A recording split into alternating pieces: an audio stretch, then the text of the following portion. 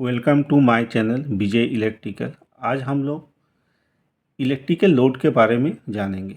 Electrical load है क्या, कितने प्रकार के होते हैं और इलेक्ट्रिकल लोड में वोल्टेज और करंट क्या होता है, वेवफॉर्म क्या होता है, फेजर डायग्राम क्या होता है और पावर फैक्टर क्या होता है, इसके बारे में भी हम लोग जानेंगे। ठीक है, तो पहले हम लोग इलेक्ट्रिकल लोड के बारे में जानते हैं। असल में इलेक्ट्रिकल लोड है क्या।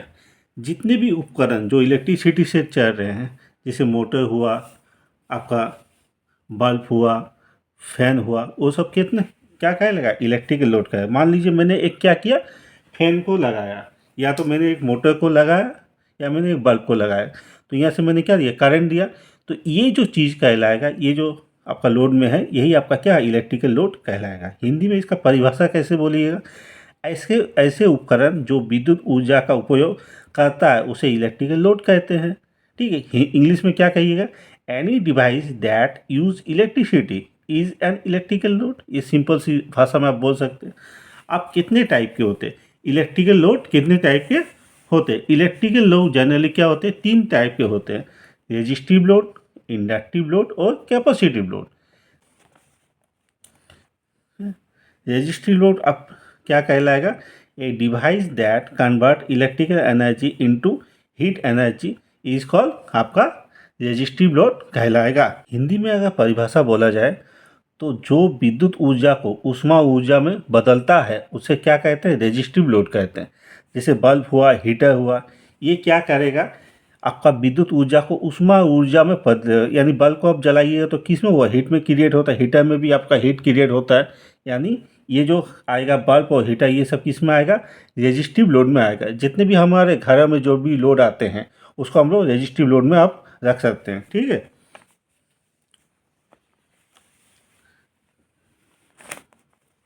देखिए इसका एक वेव फॉर्म देखिए, वेव फॉर्म में क्या है, ये क्या है, वोल्टेज है, ये क्या है, करंट है।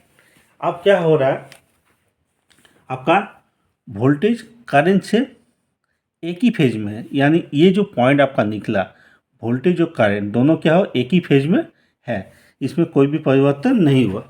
अगर इसका फेजर डायग्राम ले ले हम लोग, इसका फेजर डायग्राम, तो फेजर डायग्राम में हम लोग देख सकते हैं ये करंट या रेजिस्टिव करंट और वोल्टेज और रेजिस्टिव वोल्टेज ये एक ही फेज में है, क्या है, एक ही फेज में है। ठीक है, और इसको हम लोग अगर ऐसा देखें कि अगर मान लीजिए हमने एक सप्लाई दिया और रेजिस्टेंस मैंने लगाया, ठीक है, तो इसमें क्या, ये क्या कहलाएगा, आपका रेजिस्टिव लोड कहलाएगा।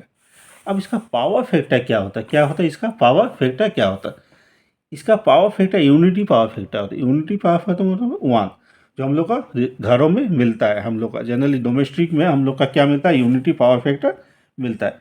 हाँ, इसमें कोई भी रिएक्टिव पावर नहीं होता, रिएक्टिव पावर का यूज़ नहीं होता। रिएक्टिव पावर क्या है, एक्टिव पावर क्या है और अपारेंट पावर क्या है, इसके बारे में अलग से आपको वीडियो मिलेगा।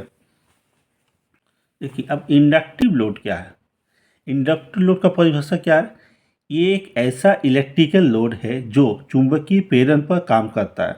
इसमें वोल्टेज करंट से आगे चलता है। ठीक है, इसका मतलब क्या है, इसका मतलब है कि जैसे मोटर हुआ, ट्रांसफार्मर हुआ, इसमें क्या होता है, मैग्नेटिक फील्ड क्रिएट होता है। देखिए इंग्लिश में भी परिभाषा लिखा हुआ है, a device that use an electrical coil to create a magnetic field.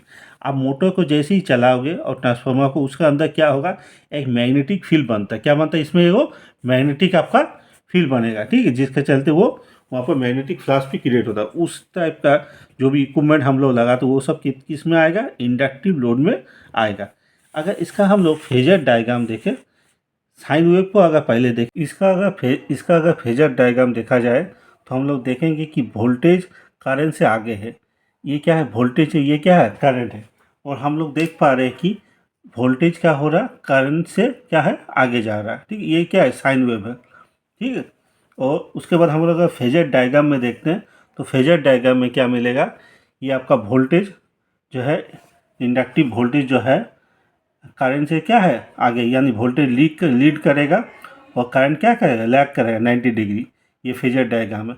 और कोई अगर सर्किट लिया जाए तो सर्किट में हम लोग क्या देख पा रही है, एक सर्किट है, इसमें मैंने एक सप्लाई दिया, इसमें करंट कॉइल का, और ये जो कॉइल मैंने लगाया ये इस टाइप का लोड है, ये इंडक्टिव लोड है। इसमें क्या है, इंडक्टिव लोड है। इसका पावर फैक्टर क्या होता है, इंडक्टिव लोड का पावर फैक्टर, इसमें हमें लैगिंग पावर फैक्टर मिलता है। जितना भी मोटर हुआ, ट्रांसफार्मर हुआ, ये सभी क्या है, इंडक्टिव लोड है, क्योंकि यह सभी मैग्नेटिक फील्ड बनाता है। जितना भी मोटर है, ट्रांसफार्मर है, ये सब क्या बनाएगा, अंदर में मैग्नेटिक फील्ड बनाएगा। और इसमें क्या होता है, रिएक्टिव पावर का भी यूज़ होता है। ठीक, इसमें तो इंडक्टिव लैगिंग पावर फैक्टर बनाएगा ही, उसके साथ क्या होगा, आपका रिएक्टिव पावर का भी यूज़ होता है, जबकि रेजिस्टिव लोड में रिएक्टिव पावर का यूज़ नहीं होता था। अब क्या है, करंट लीड करेगा और वोल्टेज क्या करेगा, लैग करेगा। जैसे कैपेसिटर बैंक, कैपेसिटर बैंक क्या है, कैपेसिटिव लोड का एक उदाहरण है। लॉन्ग ट्रांसमिशन लाइन में हम लोग किस टाइप का लोड मिलता है, हमें कैपेसिटिव लोड का मिलता है। और इसका साइन वेव देखिए, साइन वेव में क्या है, करंट वोल्टेज से क्या है, आगे है, यानी करंट आपका लीड करेगा और वोल्टेज क्या करेगा, लैग करेगा 90 डिग्री से। ये आपका क्या है, साइन वेव है। अगर इसका फेजर डायग्राम देखा जाए तो देख पाइएगा क्या है, आपका करंट लीड कर रहा है यानी आगे है, और वोल्टेज क्या कर रहा है, लैग कर रहा है। कितना डिग्री से, 90 डिग्री से। और इसका अगर पावर फैक्टर देखा जाए तो पावर फैक्टर क्या होगा, लीडिंग होगा।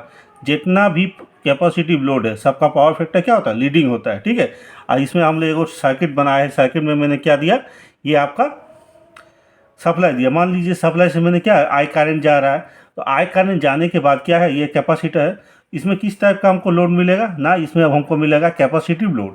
ठीक है, और आपका रेजिस्टिव जो लोड था उसमें क्या बोलता है, यूनिटी पावर फैक्टर। एक मैं सर्किट डायग्राम बनाया हूँ जिसमें मैंने सप्लाई दिया हूँ आई करंट, और ये सी है। इसमें क्या है, ये क्या है आपका, इसका पावर फैक्टर क्या मिलता है, लीडिंग मिलता है। हम लोग जानते हैं जब भी रेजिस्टिव लोड होता है उसमें पावर फैक्टर क्या होगा, unity power factor. Inductive load में क्या मिलेगा, लैगिंग पावर फैक्टर। और कैपेसिटिव लोड में क्या मिलेगा, लीडिंग पावर फैक्टर। ये जितना भी पावर फैक्टर है ये सब पूछा जाता है, कोई भी इंटरव्यू में जाइए, कोई भी एग्ज़ाम में जाइए, कोई भी कंपटीशन एग्ज़ाम में जाइए, रेलवे, एसएससी, इसमें भी जाइए, ये क्वेश्चन पूछा जाता है। इसको अच्छा, इम्पोर्टेंट टॉपिक है, इसको अच्छे से पढ़िए और इसको अच्छे से समझिएगा। ठीक है, अगर ये वीडियो आपको अच्छा लगा है तो इसको लाइक कीजिए, शेयर कीजिए और सब्सक्राइब कीजिए। धन्यवाद।